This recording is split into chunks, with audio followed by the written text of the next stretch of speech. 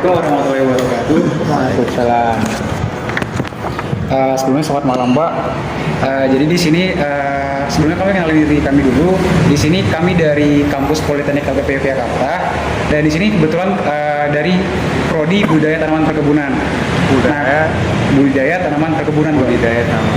Ya. Jadi sebelum kami perkenalkan diri, nama saya Rinaldo Franciscus. Nama saya Rizky Anugrah, Pak. Dan nama saya Fauzul Basri. Saya dan nama saya Rizky Asari. Dan di sini kami di sini mahasiswa semester 3, Pak. Dan kebetulan dapat mata kuliah kewirausahaan. Kewirausahaan. Nah, jadi maksud tujuan ini kami datang ini untuk wawancarai selaku Bapak sebagai wirausaha, gitu. Dan poinnya ini kayak nanti ujungnya kami ini bakal kayak ngebuat satu produk. Jadi istilahnya kami kayak mencuri kiat dikit dari Bapak. Apa sih gimana untuk membuat suatu produk gitu kan? Jadi setelah kami dapat, kami akan membuat suatu produk yang mungkin bisa kami dapat nilai jual gitu, Pak. Nah, jadi di sini ada beberapa pertanyaan gitu, Pak. Yang pertama itu dari meliput profil usaha Bapak, yang kedua ada perjalanan usaha, yang ketiga ada proses produksinya, keempat ada pemasaran, dan yang kelima itu kunci sukses ya. Nah, untuk pertanyaan yang pertama di bagian profil usaha mungkin bisa dipertanyakan sama Rizky. Ya, silakan. Jadi sebelumnya terima kasih banyak Bapak udah berkenan untuk kami wawancara di malam ini. Mungkin dari kesibukan Bapak yang ada pada hari ini gitu, Pak, Bapak bisa meluangkan waktu untuk kami. Jadi untuk pertanyaan pertama itu mengenai profil usaha, Pak. Jadi yang paling pertama itu dimulai dari kenapa Bapak memilih nama Narasa Cafe dan Resto ini, Pak? Ya, jadi sebetulnya basisnya ini kan restoran dominan masakan Aceh. Narasa itu dari bahasa Aceh. Itu narasa itu artinya ada rasa. Bahasa Jawanya eco ya. Eco ada rasa. Jadi narasa itu bahasa Aceh. Karena saya orang Aceh yang sudah lama di Jogja, puluhan tahun di Jogja, jadi ini karena basisnya masakan Aceh main nama narasa dan itu fokus saya di situ memang. Jadi agak sedikit spesifik dengan yang lain. Kenapa? Karena saya lihat Jogja ini kan kota pariwisata. Orang di seluruh Indonesia datang ke sini. Jogja juga pelajar-pelajar banyak. Sehingga taste-nya itu kan macam-macam ada di sini. Ya, hampir semua daerah punya restoran di sini. Yang restoran Aceh juga banyak di sini ya. Makanya itulah namanya Narasa. Dan kita combine di sini kombinasi antara ada masakannya dan juga dengan minumannya. Jadi memang lebih spesifik ke Aceh. Oh, berarti Narasa itu artinya Ada rasa. Dan menggambarkan bahwa saya di sini restoran dengan makanan dan minuman Aceh.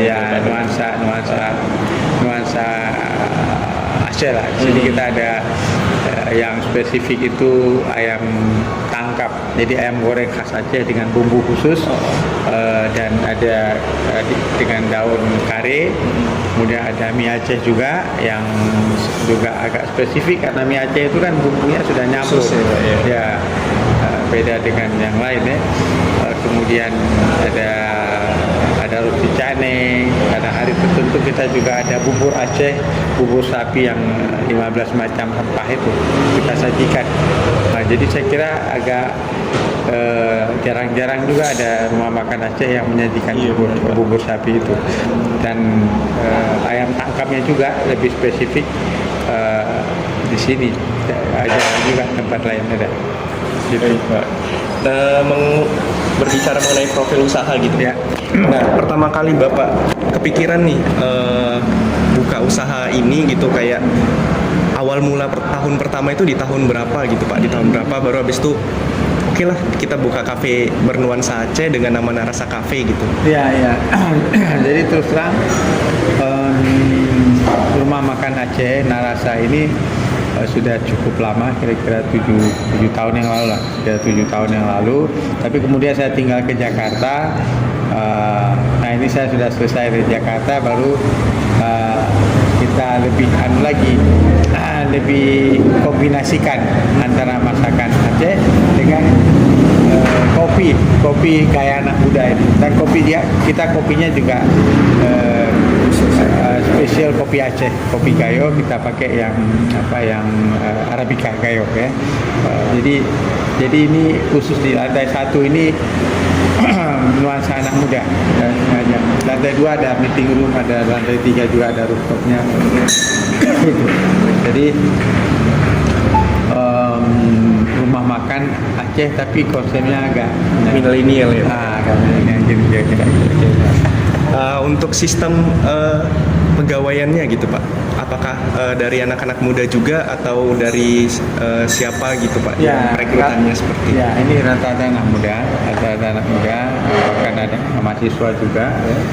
Jadi biar karena di sini ada kopi, biasanya suasana kopi juga anak muda gitu. Jadi memang pada usia muda lah mereka lebih saya kira cocok lah. Kira-kira itu ada berapa pegawai ya Pak ya? Biasanya ada 6 lah. Oh ada 6 pegawai. Baik Pak. Mungkin kalau untuk profil usaha mungkin itu dulu Pak. Ya. Dilanjut dengan perjalanan usaha oleh teman saya. Ya, silakan. Oke, mungkin saya lanjut di topik perjalanan saya, Pak. Ya, pertama itu bagaimana sih Pak perjalanan awal mula di berusaha ini gitu? Ya, jadi memang saya punya lokasi tanah di sini. Saya kan basisnya orang pariwisata. Saya bekerja di pariwisata. Jadi kan ada sebagai orang pariwisata, sudah ada lokasi di sini. Saya pikir menarik juga lokasi ini. Saya buka restoran ya, supaya ini juga untuk menggairahkan kepariwisataan kita Jogja kan. Maka itu ada pengaruh dengan latar belakang pekerjaan saya.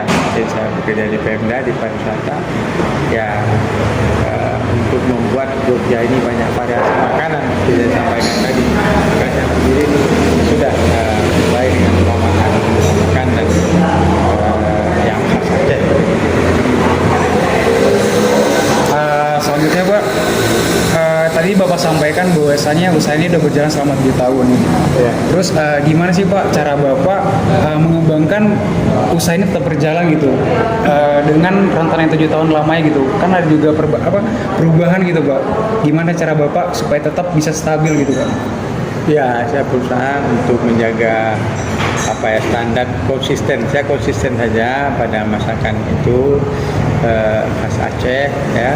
Ya ternyata juga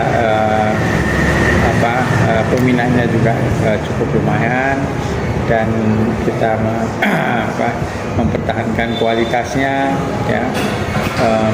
Ya alhamdulillah bisa bertahan lah. Jadi kita tidak pernah tutup sehari itu. Jadi pandemi nggak tutup. Ya. Tapi karena kita ini milik sendiri, jadi mungkin lebih dibanding kalau kita kontrak mungkin akan bermasalah ya.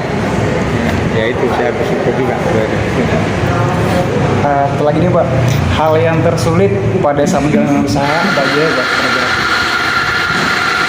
Ya tentu saja hal yang tersulit itu adalah bagaimana supaya bisa bertahan ya dengan persaingan dengan macam-macam. Jadi maka kita juga harus punya sesuatu yang kita bisa berikan kepada tamu-tamu kita ya, pelayanan, kemudian kebersihan ya. Konsep-konsep itu saya coba lah. Jadi memang ini beda.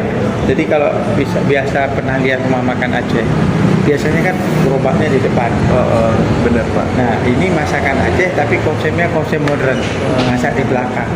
Jadi orang nggak kena asap, bisa duduk di sini. Ya, nah jadi ini satu-satunya rumah makan Aceh yang konsepnya kita sudah dapat CHSE dari Kementerian Pariwisata, dari Menteri Pariwisata. Jadi kita sudah mendapat sertifikat itu yang berkaitan dengan kebersihan, kesehatan, dengan keamanan dan lingkungan ya. Tuh. Berdasarkan CHSE ini kan programnya Kementerian Pariwisata.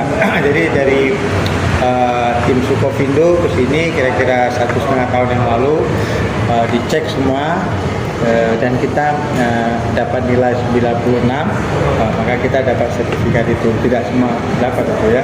Jadi kebersihan kita semua sudah sesuai dengan standar dari Kementerian Pariwisata. Luar biasa Pak ya. Terima kasih Pak. Mungkin cukup dari saya, mungkin bisa ditambahin sama teman saya.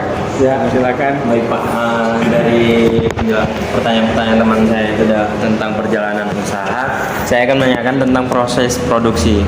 Jadi yang pertama itu bagaimana tata cara pembuatan makanannya Pak?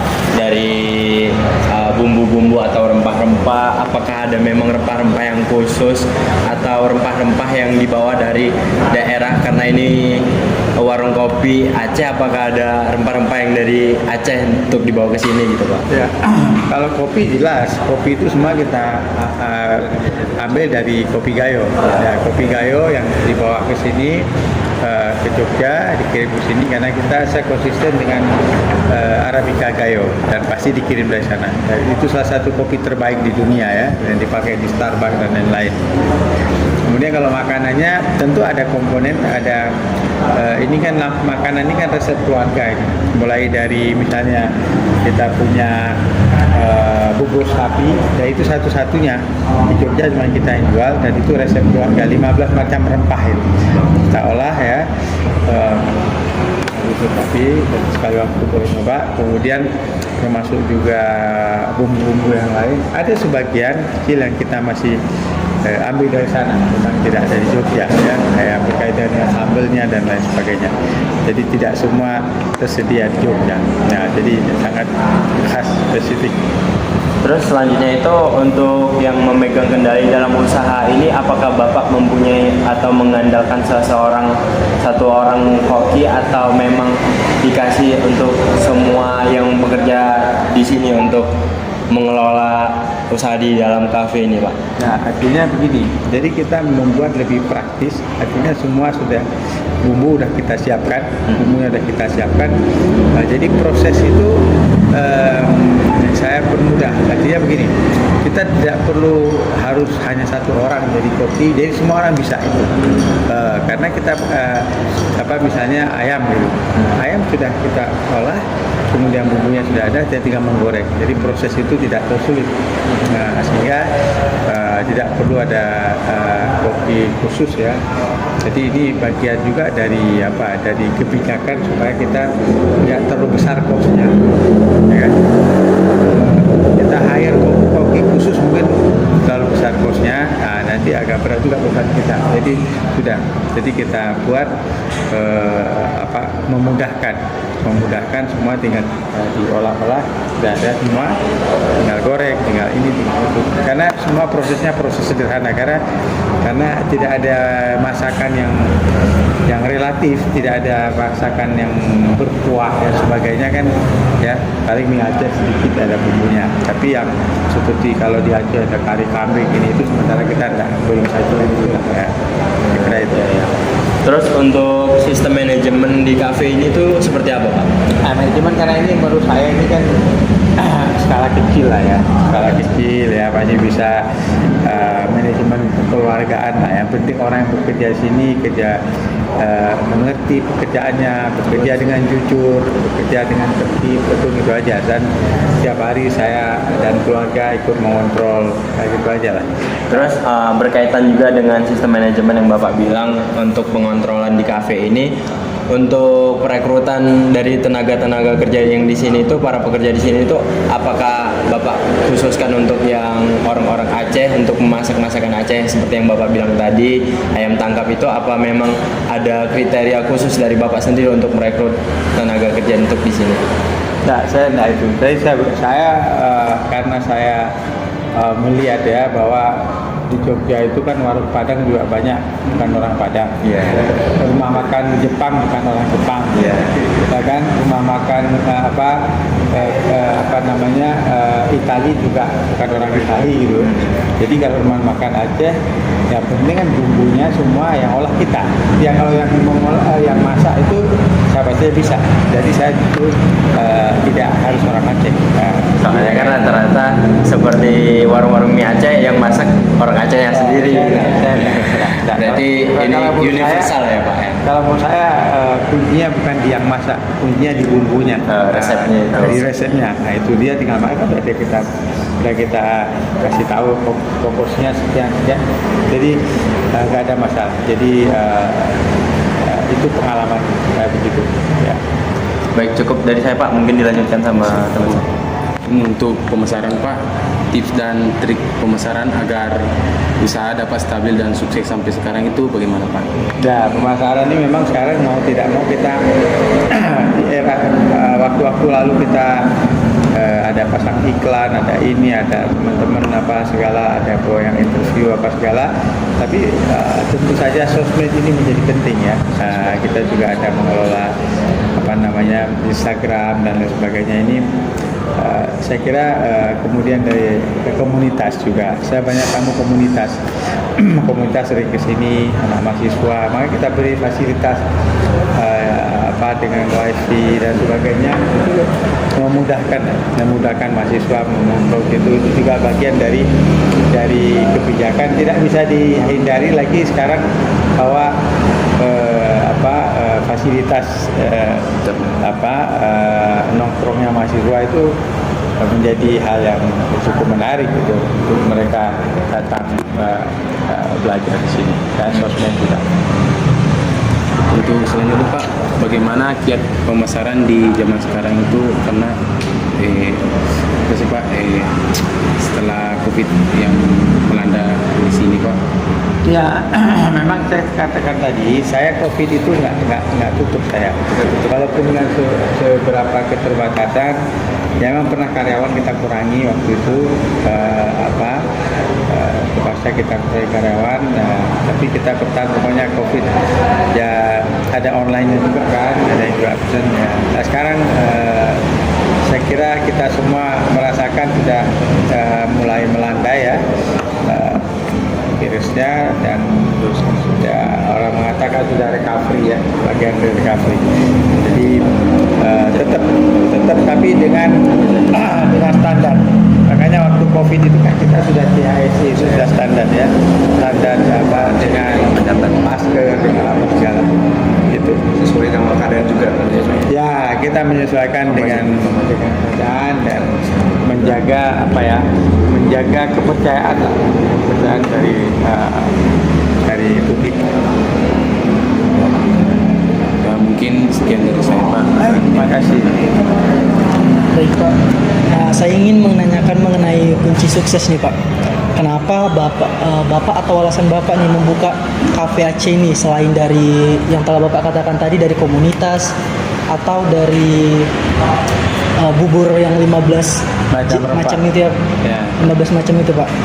Nah, Rempahnya. Iya, rempahnya. Kemudian satu macam. Iya. Nah, memang banyak makanan di Jogja ini khas Aceh nih. Ya. Untuk Bapak untuk berniat atau berpegang teguh nih untuk membuka kafe ini apa sih Pak sebenarnya? Jadi sebetulnya hampir berapa ya? 10 tahun yang lalu lah. 10 tahun yang lalu saya mulai dengan buka warung tenda. Warung tenda di depan fakultas di Lembah UGM. Kita hanya jualan seminggu sekali. Tiap minggu saya pagi-pagi pasang tenda, jual nasi gurih khas Aceh, kemudian jual bubur Aceh ya. Nah, itu bagus. Nah, akhirnya ada kira-kira 2 tahun kita jual di warung tenda, pasang tenda di Lembah UGM. Nah, atas dasar itu kok demandnya bagus, permintaan, akhirnya ada tanah di sini, sudah bangun di sini. Saya. Udah Pak. Nah, mengenai Bapak ini udah berarti dari nol nih berarti usahanya. Ya, dari nol. Ini usaha keluarga. Nah, Usaha mulai- keluarga semua kita ada masih resep keluarga, jadi keluarga itu aja.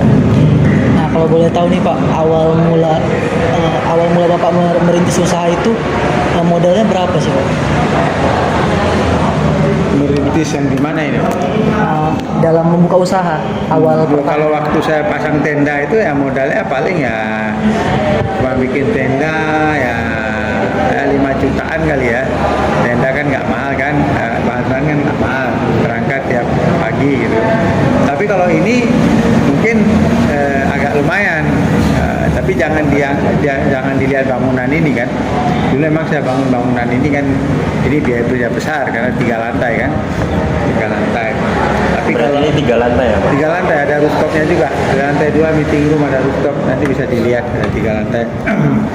Jadi istilahnya kalau misalnya biaya bangunan ini kemudian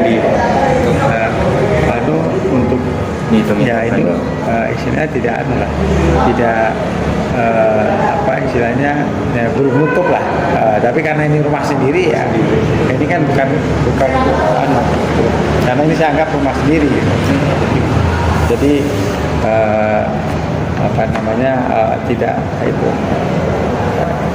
tidak bisa dibandingkan ya. Nah, cuma kalau untuk sehari-hari saya kopi ini dan sebagainya kan lumayan nih hampir 60-70 juta lah, karena kita alat-alatnya kan mesin kopi juga 40-an juta untuk peralatan ya. Yang mahal itu mesin kopinya ya? Ya, itu udah 40-an juta itu, belum yang lain-lain 60-an juta lah kira-kira. Ya. Selain tempat ini Pak, itu apa sih? Selain tempat ini cabang, apakah ada cabang lain? Nggak ada. Berarti luar biasa perjalanannya panjang ya Pak dari Ya panjang. Tapi karena dulu saya juga mengajar marketing pariwisata di UPM, di D3 pariwisata. Jadi karena saya ngajar juga dengan mahasiswa, saya biasanya komunikasinya saya senang melayani mahasiswa diskusi gitu. Jadi banyak komunitas. Ada mahasiswa di sini di tempat untuk bikin nonton bareng film pendek, anak isi apa segala. Jadi saya ingin membuat di sini menjadi community space, tempat komunitas berkumpul. Ya, silakan saja. Nah, mau pinjam ruangan di Adap mau ini silakan. Kadang-kadang ada juga pernah malam minggu bikin akustikan di atas. Memang tiap malam minggu saya bikin di kebun di luar itu kita bikin live music. Ya, kita buat itu. Jadi mungkin kembali lagi ke saya Pak, dalam sehari itu kira-kira berapa pendapatan yang didapatkan? Artinya begini,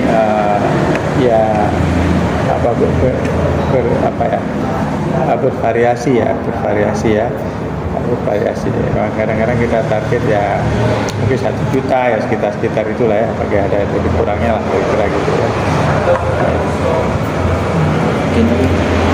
Mungkin cukup, apa ada tambahan dari teman-teman? Mungkin untuk statement closing juga. Iya. Ibarat kayak kan yang paling kami dari Bapak pengalamannya luar biasa banyak gitu kan Pak. Dari Bapak kayak kunci sukses untuk kami yang anak-anak muda ini Pak seperti apa gitu. Kayak mengambil resiko, kadang kan anak muda itu kayak sedikit masih takut-takut gitu Pak. Kayak Bapak kan udah mulai bergelut di bidang ke makanan ini udah hampir 10 tahun yang lalu gitu Pak. Iya. Bagi kunci sukses dari Bapak untuk kami yang anak-anak Jadi yang muda penting ini seperti apa Pak? Yang penting kunci sukses itu adalah yang pertama adalah ketekunan. Ketekunan ya. Ketekunan. Kita memilih apa yang menjadi perhatian kita. Cintai dan kuasai. Jadi menyenangi, kita kuasai dan kuasai. Artinya cari ilmu tentang itu, tentang knowledge. Kita tekun, kemudian itu ketekunan, kemudian menguasai bidangnya dan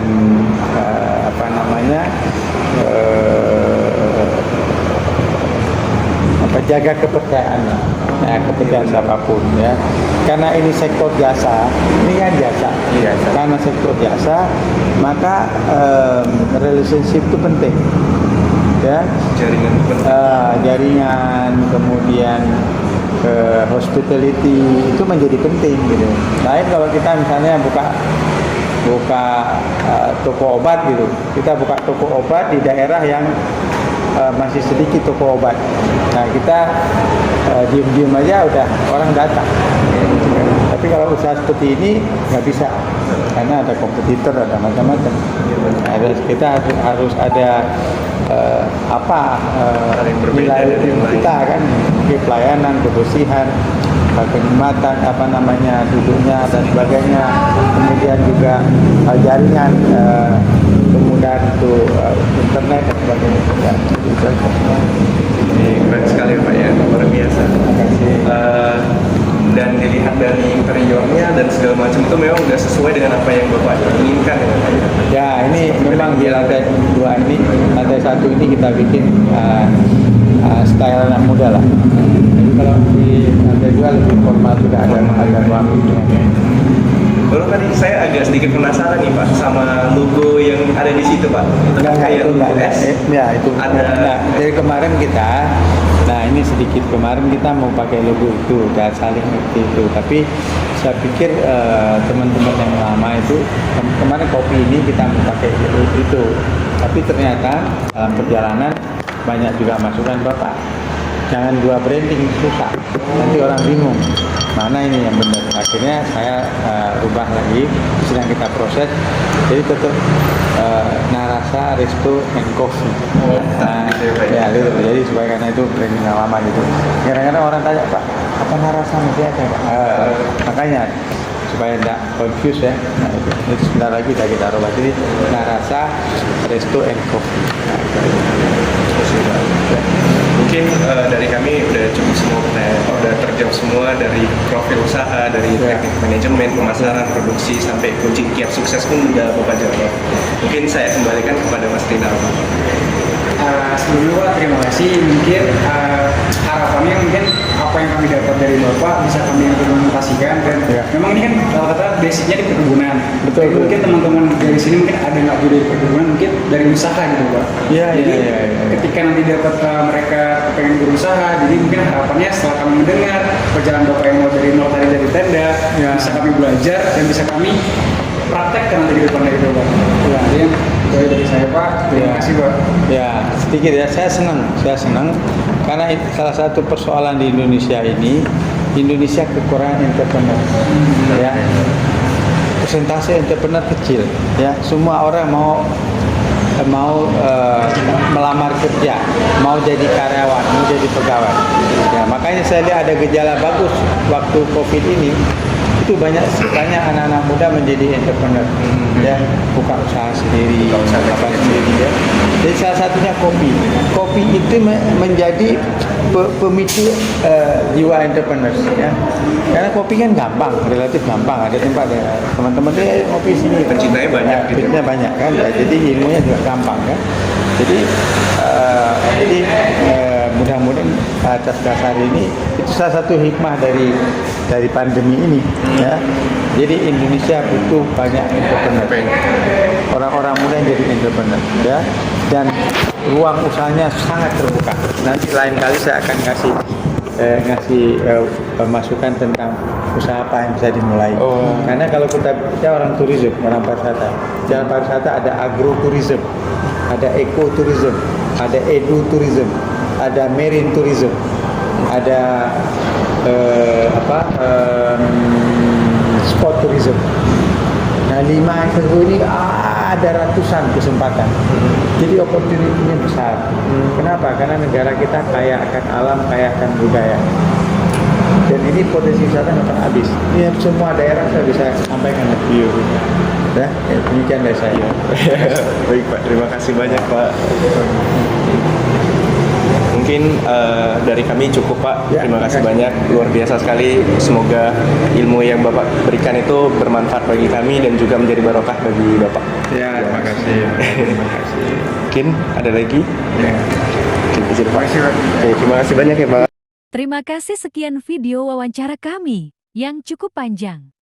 Jump on your